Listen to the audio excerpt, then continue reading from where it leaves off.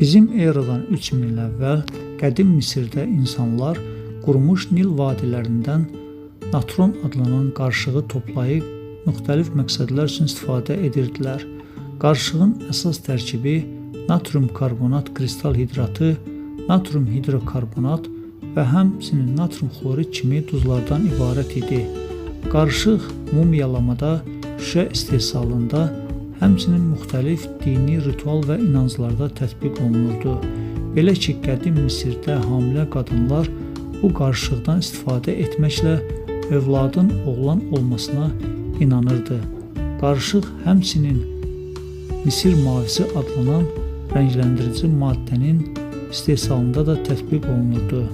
Müasir dövrümüzdə də xalq təbabətində sodadan istifadə olunur. Belə ki, normalda qələvi mühit olan hüceyrələrarası mühit müxtəlif xəstəliklər nəticəsində turşuya doğru dəyişir. Soda tətbiq olmaqla müxtəlif xəstəliklərin mühiti qələviyə doğru dəyişməklə müalicəsinə nail olmaq olar. Lakin yenə də həkimlə məsləhətləşmək daha önəmlidir. Soda həmçinin E500 adlanan qida əlavəsinin tərkibində də tətbiq olunur.